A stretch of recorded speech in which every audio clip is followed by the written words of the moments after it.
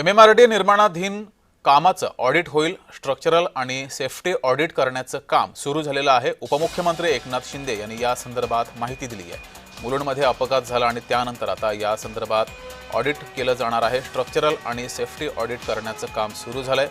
MMRDA निर्माणाधीन कामांचं audit होणार आहे। एकनाथ शिंदे यांनी या संदर्भात माहिती दिली आहे। मुलुंडमध्ये अपघात झाला होता, यामध्ये एकाचा मृत्यू झाला होता आणि त्यानंतर आता ह्या सूचना दिल्या गेल्या।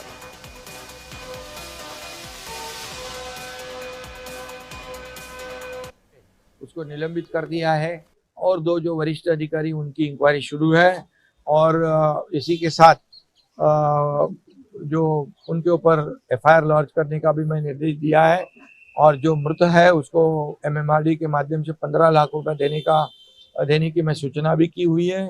जो घायल है उनका इलाज भी हम लोग MMRDA के माध्यम से करेंगे और पूरी तरह जितने भी MMRDA के ऑनगोइंग प्रोजेक्ट है उसका स्ट्रक्चरल और सेफ्टी ऑडिट करने के निर्देश मैंने दिए हैं। मुलुंड या ठिकाणी अपघात झाला होता। मेट्रोचा कठडा कोसळला होता, त्यानंतर एकाचा या ठिकाणी मृत्यू झाला, काही जण जखमी झाले होते। त्यानंतर प्रशासनाला जाग आलेली आहे, ऑडिट करण्याचे आदेश दिले गेले।